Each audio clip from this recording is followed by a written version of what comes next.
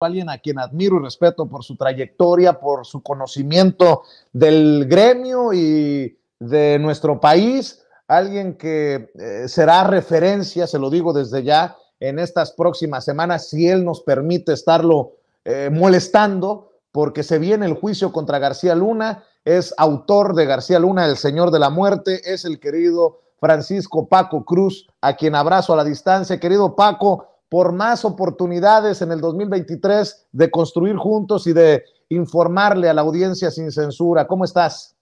Vicente, ¿cómo estás? Muy bien, empezando el año, ¿no? Aunque ya empezó desde el domingo, pero empezando el año, frío en mi pueblo porque estoy en el Valle de Toluca, pero bien, Vicente, un abrazo para todos desde aquí. Bien, Oye, como tú dices, García Luna, estamos en el 17 empieza, creo, ¿no? el 17 se arma el jurado. La selección del jurado y Y arranca el juicio.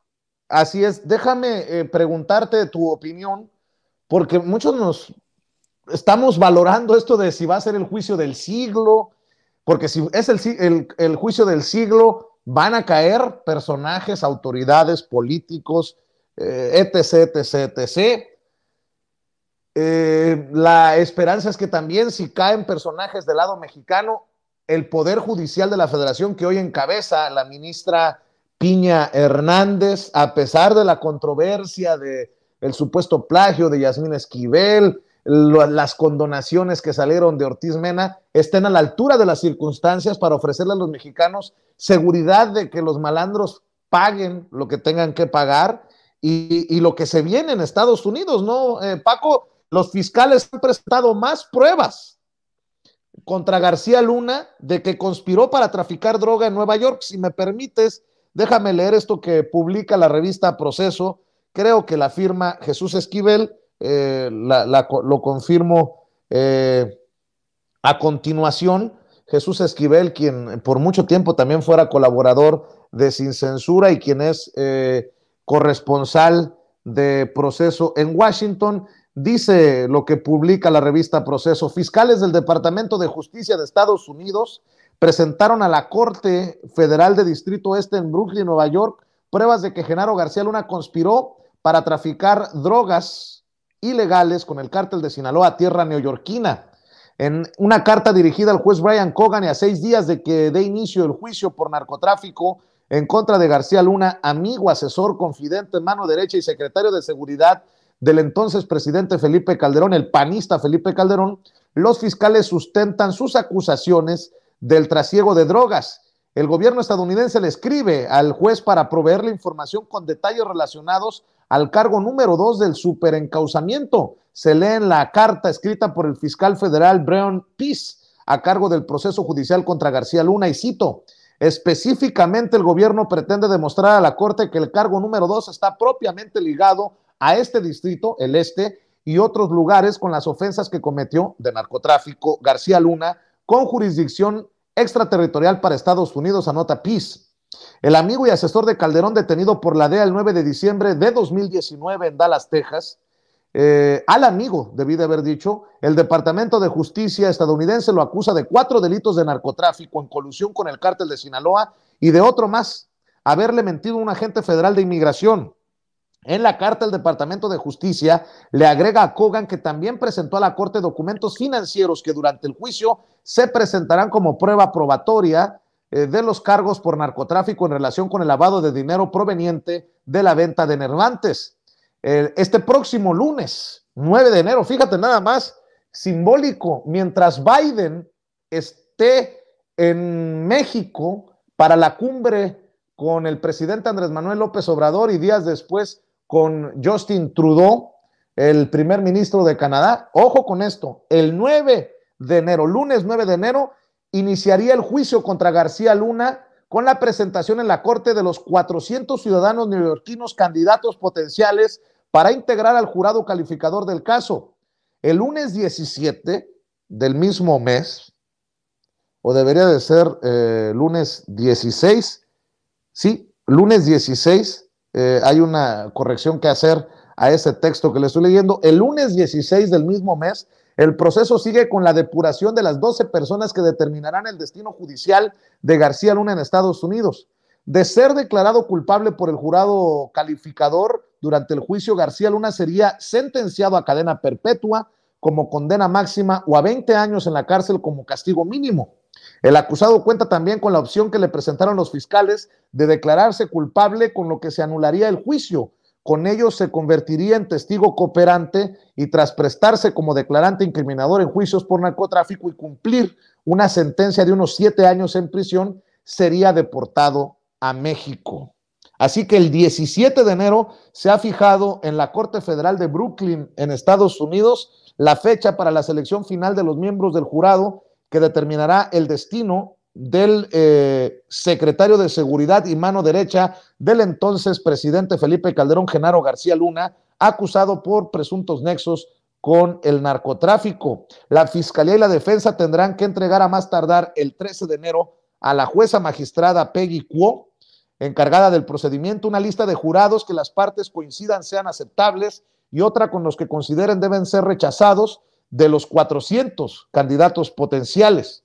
El martes, debí de haber dicho el martes 17 de enero, a partir de las 9 de la mañana, las personas que aparecen en la lista con los nombres propuestos de ambas partes para ser jurados deberán comparecer en la corte para ser interrogados personalmente, acción conocida como void dive en las leyes estadounidenses. Una vez elegido el jurado de 12 personas, iniciarán las audiencias del juicio que presidirá Brian Cogan y determinará el futuro de Genaro García Luna. Perdón por extenderme, pero creo que la audiencia de Sin Censura ha estado al pendiente ya por mucho tiempo de este caso y parece que la hora de la verdad se viene encima.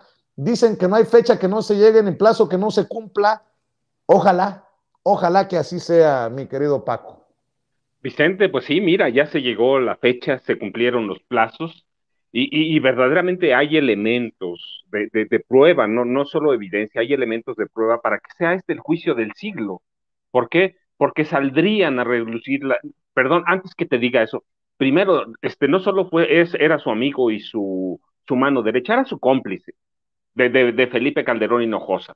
Eran cómplices, a veces a mí me daba la impresión de que quien gobernaba era Genaro García Luna y el que obedecía era Calderón y en ocasiones mandaba Calderón y obedecía García Luna, así que eran cómplices, era una relación de negocios del crimen organizado, pero bueno, en ese contexto, Vicente, sí, claro que tiene elementos para hacer el juicio el juicio del siglo, porque involucraría a Marta Sagún Jiménez, hoy Marta Sagún de Fox, a Vicente Fox Quesada, claramente a Felipe Calderón Hinojosa y al gobierno de Enrique Peña Nieto, a Enrique Peña Nieto y algunos de sus funcionarios, como Miguel Ángel Osorio Chong en el Senado. Entonces sí hay elementos, porque cada uno le proveyó las herramientas para que controlara no solo para controlar a alguna organización del crimen organizado y asociarse a ella, para controlar todo el crimen organizado en el país. Así que desde Los Pinos se controlaban a todos los cárteles, todas las mafias y todos los grupos que empezaron a negociar a partir de 2006, cuando se declara la guerra, empezaron a negociar y a cambiar de giro por del narcotráfico al secuestro, a la trata de blancas, al tráfico de personas, al control del tráfico de acero desde el puerto de Lázaro Cárdenas, Michoacán, a la creación de nuevos cárteles como la familia michoacana, el cártel Jalisco Nueva Generación. Sí, fue un gobierno que no se entregó al narco, que lo controló, que quería tomar el control y después en el gobierno de Peña Nieto querían crear una dependencia privada de inteligencia y seguridad que controlaría desde ahí a todas las policías de este país. Estarían arriba del ejército. Sí, eran mentes criminales. No es casualidad que Felipe Calderón esté refugiado en este momento en España. No es casualidad que, que, que Peña no regrese de España. Sí, tienen sus razones. No saben qué va a pasar. No saben, no tienen preciso qué puede decir Genaro García Luna, ¿a quién va a traicionar? porque lo que tiene García Luna es eso, herramientas documentadas de quién daba las órdenes para controlar al narcotráfico, quién los proveía de armas, este, a quién va a traicionar, no lo saben ellos. Entonces, mejor tener pies fuera de este país para ver cómo se desarrolla el juicio. Y que puede ser eso, uno, que, que Genaro García Luna elija blancos para delatar, o finalmente que él asuma la culpa y no delate a nadie. Yo lo he comentado en varias ocasiones. Ya hemos tenido casos como el de Genaro García Luna, no como secretario de Estado, pero el superpolicía del gobierno de Carlos Salinas de Gortari, Guillermo González Calderón, y jugaba el mismo papel. Él se fue a entregar a Estados Unidos, él sirvió como testigo cooperante, testigo protegido, y finalmente lo cazaron en McAllen, un francotirador. Entonces, eso sabe, y lo sabe bien Genaro García Luna. En cualquiera de las dos posiciones que tenga, está contra la espada de unos y las pistolas de otros. No está contra la espada y la pared, ¿eh? En un lado tiene las armas y en el otro lado tiene las espadas. Así que va a ser un juicio delicado del siglo, sí, porque tiene testigos potenciales que saben todo, más que el Chapo todavía. Tienen a la Barbie, mira que la Barbie presenció negociaciones de Genaro García Luna con los Beltrán Leiva. Presenció y entregó dinero a Genaro García Luna. Pero la Barbie fue reclutado por quién? Por el Chapo Guzmán también. Si conoce todos, así que puede ser un juicio potencialmente más peligroso que el del Chapo Guzmán.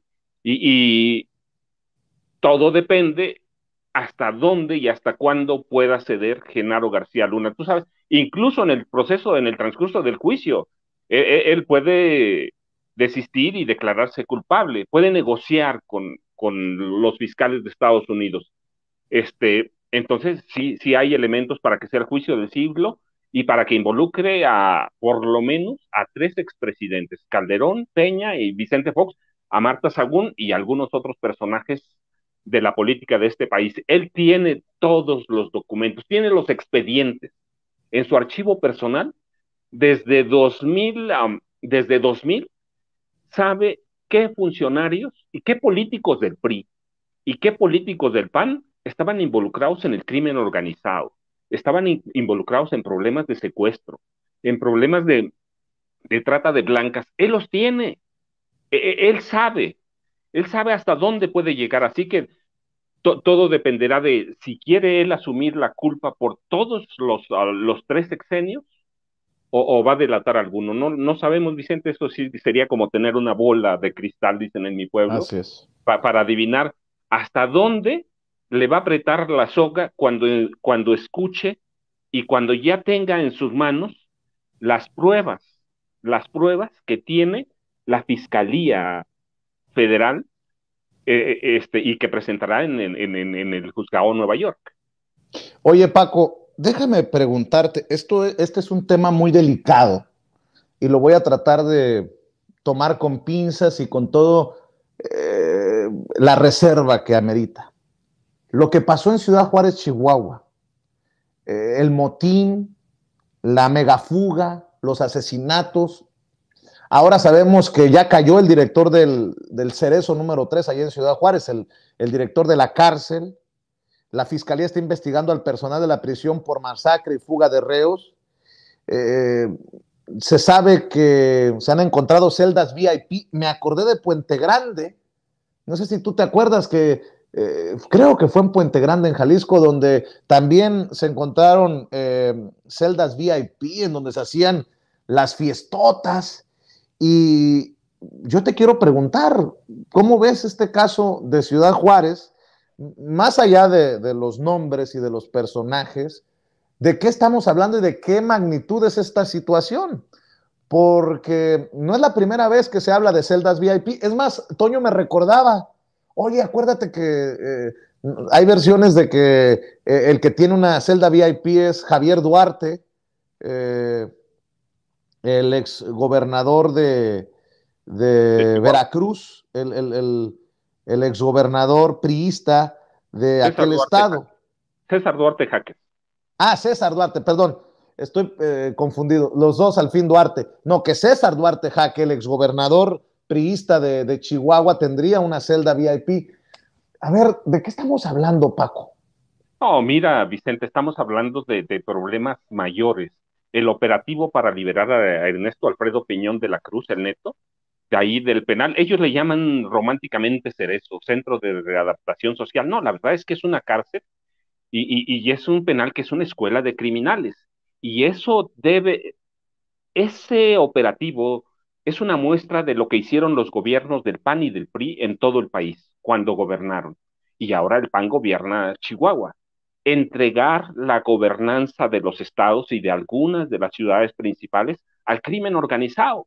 Mira, no es un secreto, no es un secreto que el crimen organizado gobierna Ciudad Juárez y que gobierna Chihuahua a través de 12 organizaciones. Ahorita platicamos de ella, pero mira, es imposible, es imposible que los últimos tres gobernadores de Chihuahua, César Duarte Jaques, Javier Corral Jurado, que es de Ciudad Juárez, que es de Ciudad Juárez y que él conocía y conoce bien el problema, y María Eugenia Campos Galván, conocida a secas como Maru Campos, es imposible que no estuvieran al tanto de cómo el Neto controlaba desde, pues no sé si es penal o hotel de lujo u oficinas que les prestaba el gobierno del estado, porque es un penal estatal, hay que aclararlo.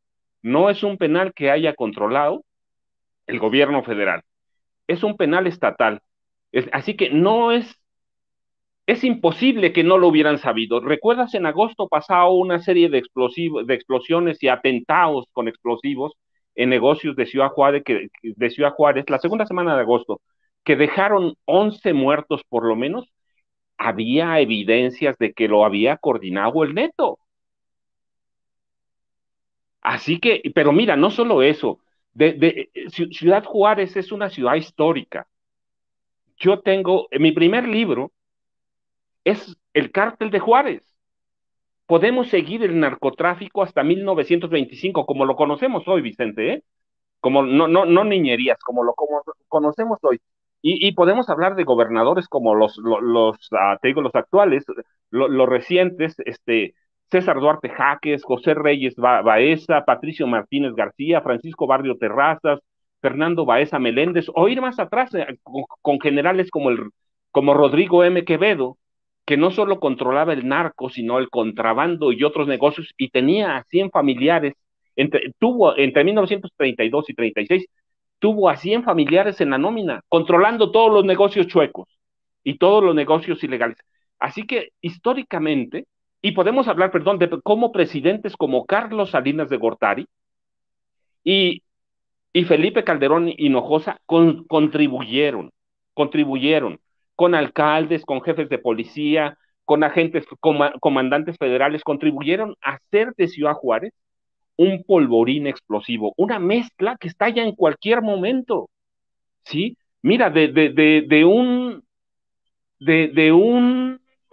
cártel histórico que controlaba Ciudad Juárez hasta principios de 2000, el cártel de Juárez, pasaron a controlar las 6 organizaciones violentas que trabajan con todos los cárteles, ¿sí? Los Mexicles, que es el del Neto, ¿sí? La Línea, la Empresa, Gente del Valle, los Doblados y los Aztecas, que disputan el control del narcotráfico, del narcomenudeo y el paso de droga a Estados Unidos para todos los cárteles, ¿eh?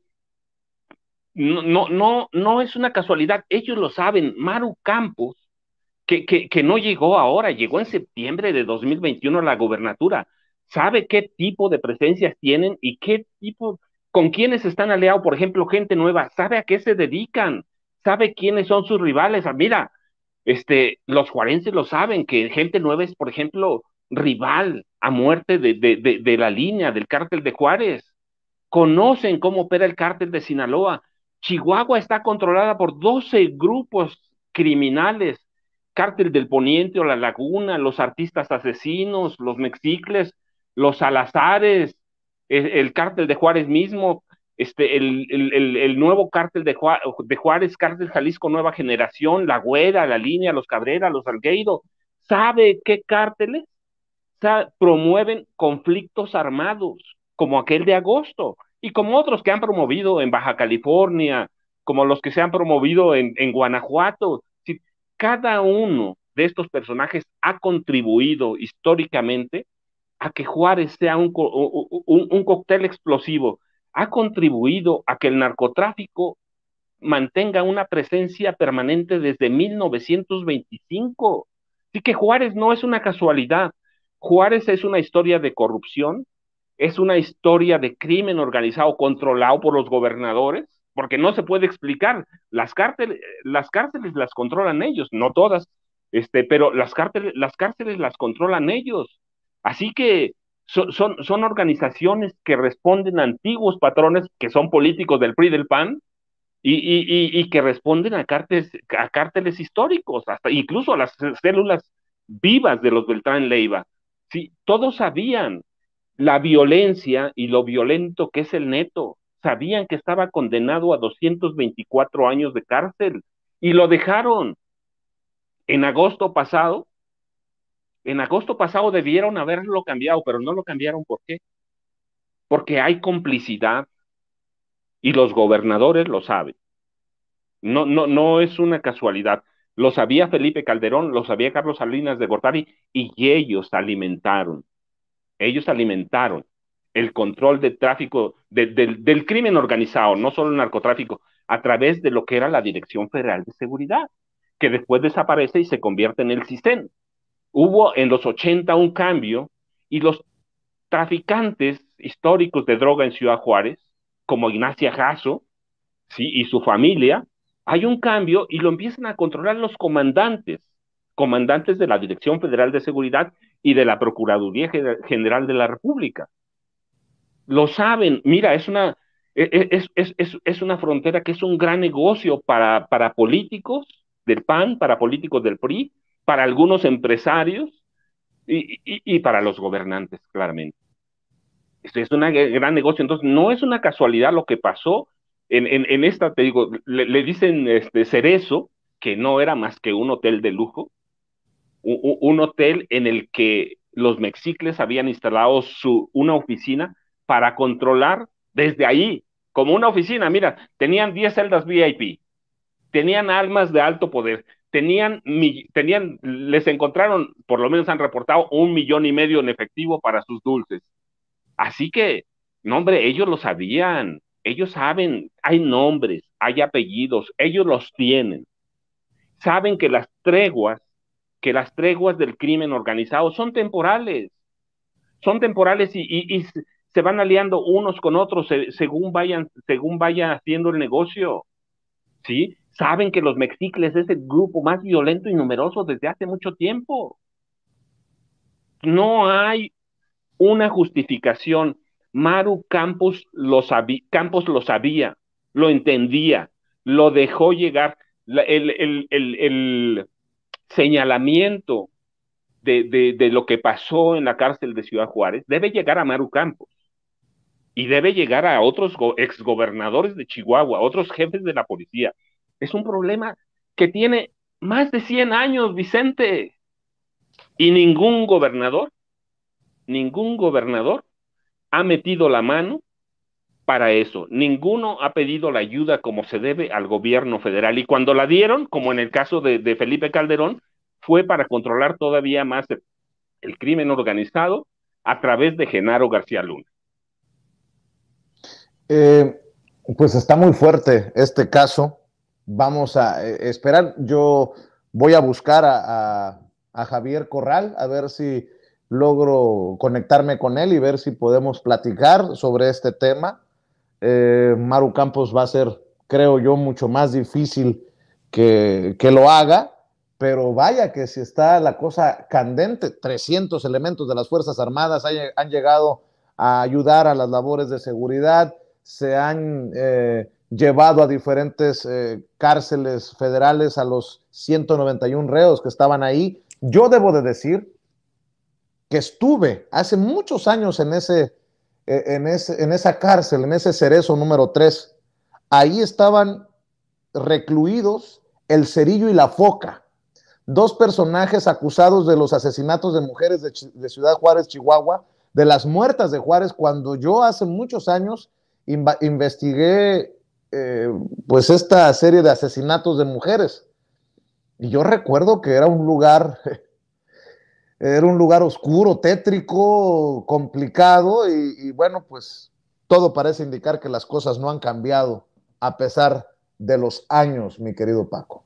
Mira, Vicente, yo viví entre 80 y 85 en Ciudad Juárez.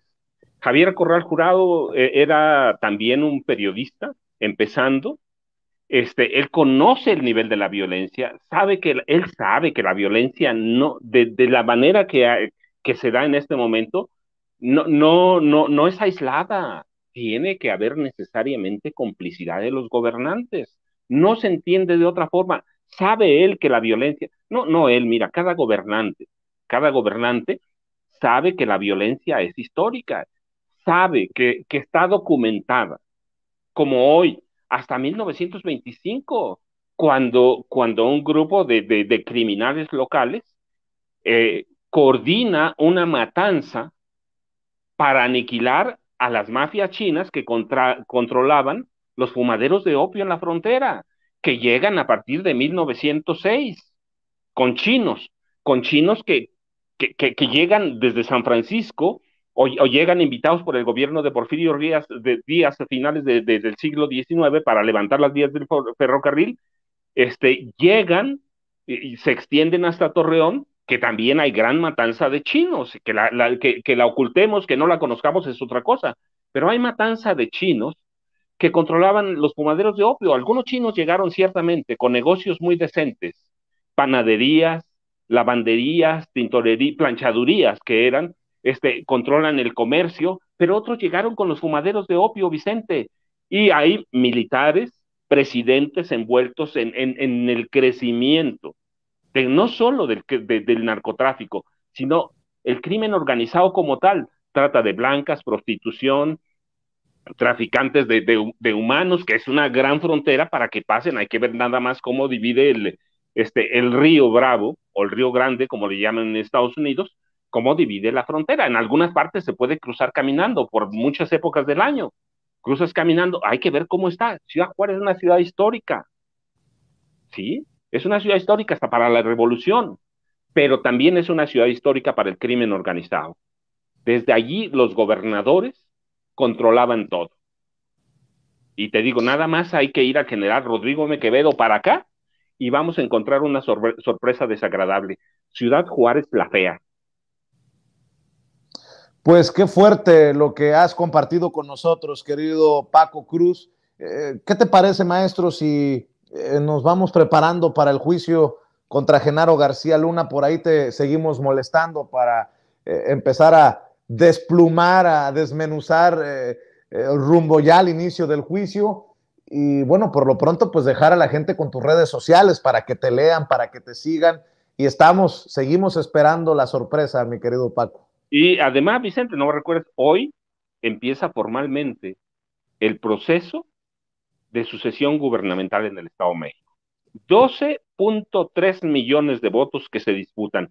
Hoy se abre el proceso, hay dos candidatos claros, ¿sí? La maestra Delfina Gómez Álvarez de Morena, que encabeza todas las encuestas, y Alejandra del Moral Vela. Los demás, bueno, pues mira, se van a sumar, los del PAN se van a sumar y los del PRD se van a sumar a Alejandra del Moral. Hay que ver qué va a ser el Partido Verde Ecologista de México con la maestra Delfina, pero en este momento la maestra Delfina Gómez Álvarez tiene capital suficiente para ganar. Una cosa que deben vencer es el abstencionismo. Por lo regular, las votaciones estatales en el Estado de México llegan al 50-55%, es decir, 6 millones de electores cuando tenemos a 12.3. Para las elecciones habrá 12.7, pero Morena tiene todos, todos los activos para ganar y además, recuerda lo que lo hemos comentado ya, el PRI ha perdido en 2 ocasiones las elecciones y ya ha triunfado a base de fraude, coordinar fraudes escandalosos. Morena no enfrentará a un partido cualquiera, Morena va a enfrentar a una mafia, la mafia del Grupo Atlacomulco, que como tal nace en 1946, aunque prácticamente desde el 29, Morena, el PRI controla los destinos políticos del Estado y a partir del 46, a través del 42, perdón, a partir del 42 de una misma familia, la familia de Atlacomulco, que es de donde desciende Alfredo del Mazo Maza. Su abuelo fue gobernador, su papá fue gobernador, sus tíos han sido todos gobernadores, así que hoy empieza una batalla que va a ser crucial para las elecciones presidenciales de 2024. Las elecciones son en junio de 2023 con las de Coahuila, y eso va a marcar mucho, mucho el destino de 2024. Pues qué fuerte. Y preparados, porque como diría el presidente, lo mejor es que lo peor se viene. Lo mejor es que lo peor está por venir. Así que, mi querido Paco, comparte tus redes sociales con la audiencia de Sin Censura, Vicente, y ya ya te sabes. estaremos molestando en estos días. No, hombre, Vicente, vamos a seguir el caso, no importa. Seguramente me voy a quedar un rato en el Valle de Toluca, porque allá en mi casa no tengo internet, pero me voy a quedar en el Valle de Toluca justamente para seguir el caso de Genaro García Luna, seguir trabajando en lo que estoy haciendo.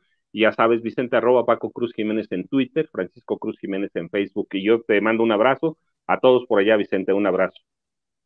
Un abrazo, mi querido Paco, el maestro Francisco Paco Cruz, escritor, autor de García Luna, el Señor de la Muerte. Hoy, una lectura obligada si queremos entender lo que se viene con el juicio contra Genaro García Luna, el cómplice del expresidente panista Felipe